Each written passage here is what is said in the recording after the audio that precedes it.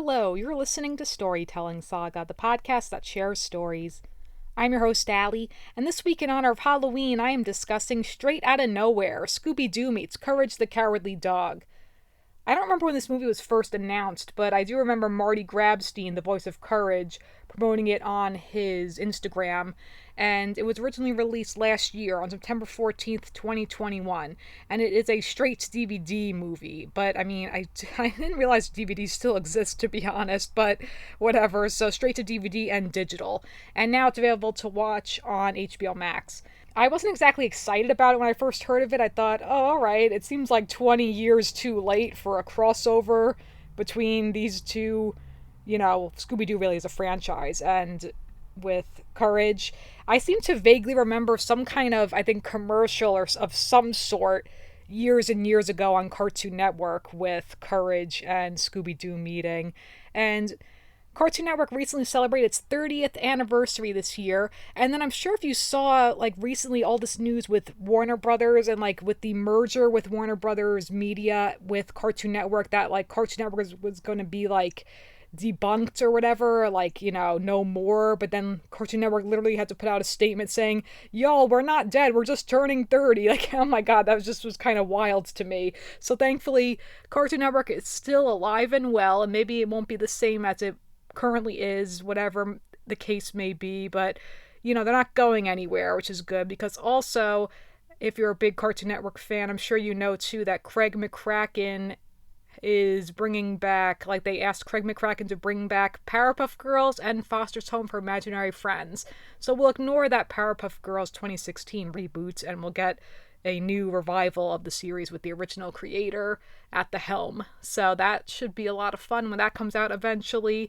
Who knows, probably in a couple years or so. But I just saw news about recently that they're just now recently just starting to kind of figure out, in pre-production and everything. So that's going to be really fun to check out eventually. And so with Courage, so basically, so with this movie, I finally checked it out. I was like, okay, let me finally watch it because I freaking love Courage. He's the cutest thing. I think I kind of gushed about Courage when I discussed the series 3 years ago now, which is crazy, which was for its 20th anniversary.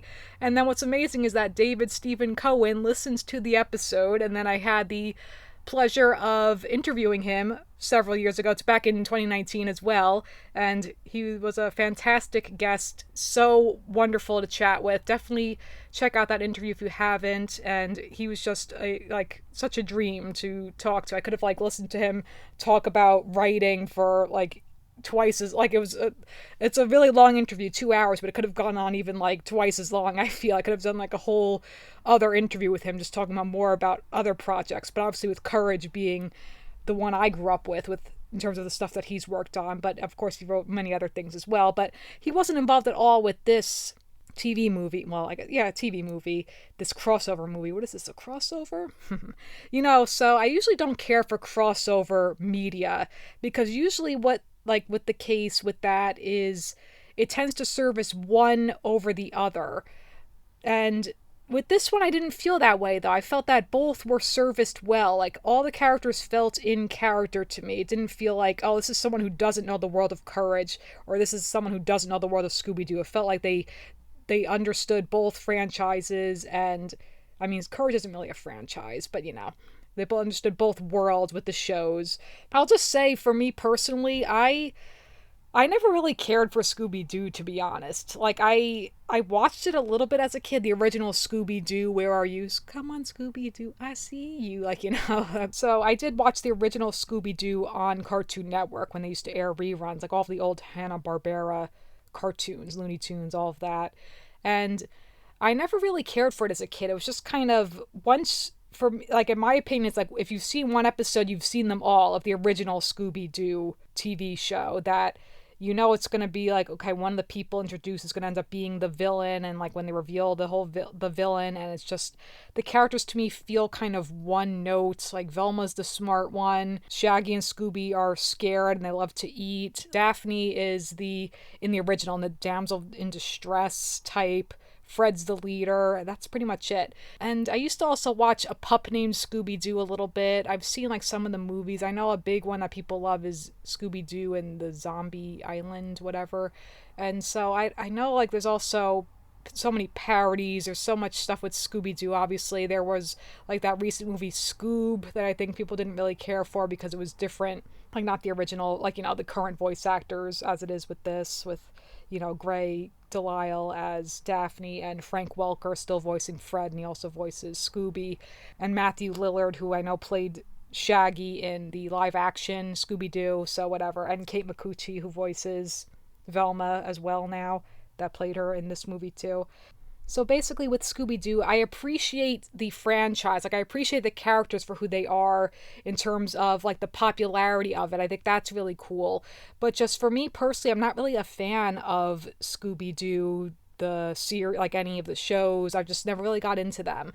I know apparently a really good one is, I think it's called Scooby-Doo Mystery Inc. or something. It's more like has more of an edge to it. I've seen like clips of it. It seems interesting from what little I've seen of it. I think that's what it's called. I don't even know offhand, but whatever. So just my point is that I watched this because of Courage, because I'm a fan of Courage the Cowardly Dog. I'm not really a fan of Scooby-Doo. Sorry to, if you're a big, like, sorry to the Scooby-Doo fans out there. It's just not really my cup of tea. Not that I dislike it. I like it, but it's just like, whatever. It's not for me. I'm not going to, like, go out of my way to watch it.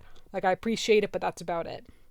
That said, I still, like, know the staples of Scooby-Doo. Like, I was waiting for the whole thing, which, of course, they did end up doing with, like, the running through the hallways, like, you know, running through all the doors, that whole gag, and of course, like, mentioning Scooby snacks, and, you know, Shaggy and Scooby, I love them. I guess Shaggy is my favorite of the Mystery Inc. teen group, whatever. They, like, don't really seem like friends to me either. They kind of seem like just co-workers, these four, Shaggy, Daphne, Fred, Velma, and Scooby. Like, outside of Scooby and Shaggy, like, who is Scooby close to outside of Shaggy? You know, like, who is, besides Shaggy, who's the next person that Scooby is closest to in the Mystery Inc.? And I realize anytime I ask a question on this podcast, it's rhetorical. Like, you can answer me, you listening, but I'm not gonna, you know, you can write in and let me know, but I don't freaking know. So whatever. But like, I would think, I don't even know, Velma, based on what, I don't know. Like, who is Scooby next closest to besides Shaggy is my question. I guess Velma, or is it Fred? I would think Daphne the least, for whatever reason. What I noticed, too, is that with Daphne, they kind of make her more, like, do more stuff. It seems like they, like, backed away from the whole damsel in distress thing, which I get, but, you know, it's like they make her kind of, like, the brains a little bit behind even Fred, and, you know, whatever. So, I liked the interactions, though, with Scooby and Courage. I think, of course, it makes sense that Courage would bond more with Scooby and Shaggy, with them, the three of them being the scared ones of the group. So I think that's cute. I loved how right away it was just like with the Courage music, like anything with the music that made me smile. It's like the exact same music from the series and still the same composers, Jody Gray and Andy Ezrin. So that's really great. I love the music of Courage the Cowardly Dog. That freaking bongo music, I love that. Oh my god, anything with that. So, of course, also knowing that Courage's main motivation always is to protect Muriel, so that's always so sweet and endearing. And so, really, props to the writer, Michael Ryan. So again, I think he did a great job of servicing Scooby-Doo and Courage the Cowardly Dog.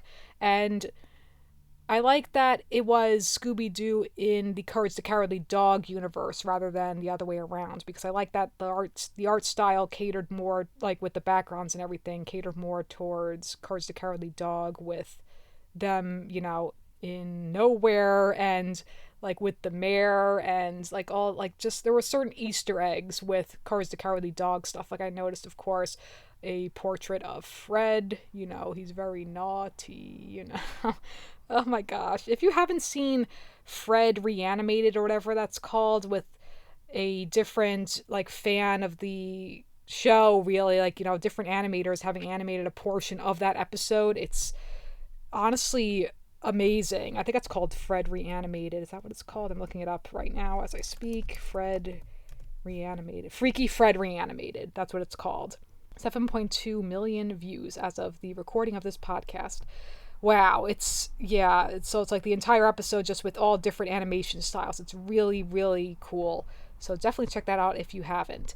And so I just love Courage, my goodness. The only thing though with Courage, which happened in the series itself, is that he used to talk more in season, which I talked about, I think, when I discussed the show. He talked more in season 1, and then moving forward, he kind of talked less. He just kind of says phrases and still his little babbling and stuff, and the occasional, oh, the things I do for love, which he does say in this, and it made me smile, and it was very cute.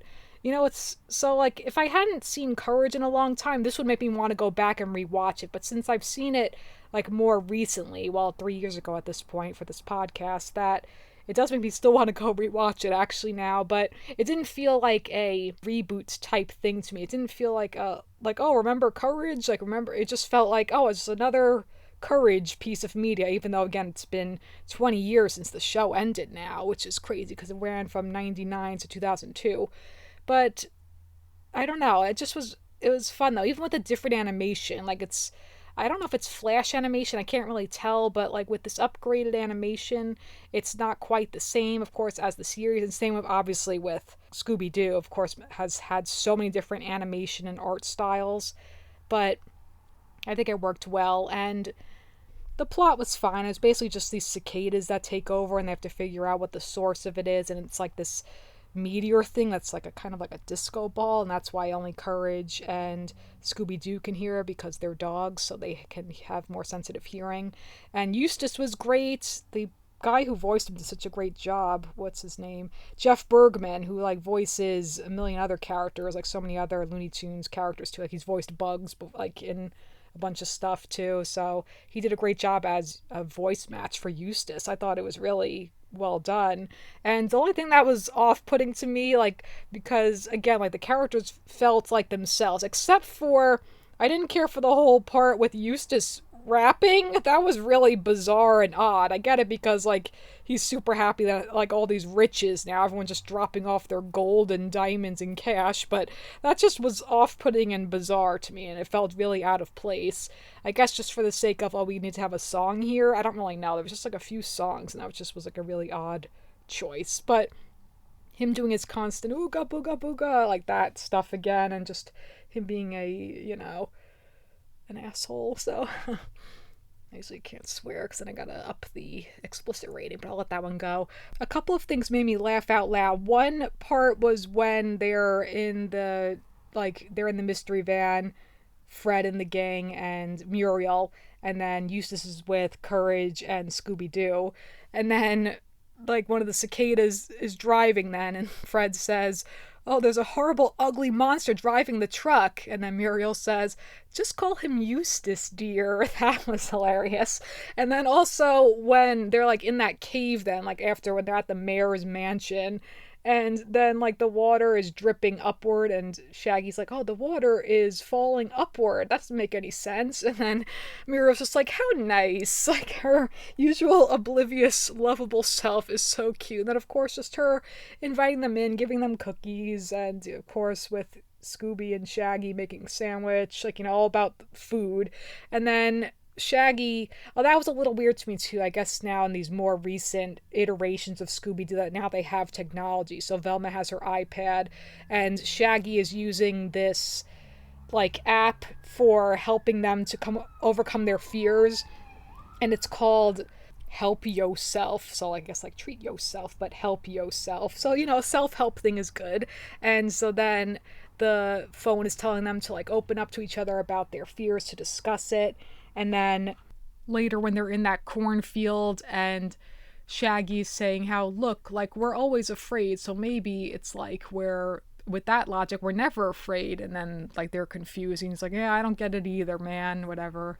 I always forget, like, Shaggy's kind of like this, hipster stoner character. Like, it's like, yeah, like, man, like, whatever. So he's funny though. And I did also absolutely love when they mentioned, like when Muriel specifically mentioned, oh, we have a computer at home. I was like, oh, yes, the computer. I love that guy so much. So that was a pleasant surprise with the computer. I can't tell if it was the same voice. I think it was, or if it's not, if it wasn't, then they did a good job matching. But whatever. But then like the computer is bonding with Velma's iPad. And like that was fun, or tablet, whatever. I guess not iPad, but I found that funny. That was kind of stupid, but funny. And then Scooby and Courage teaming up, and Courage ends up saving the day.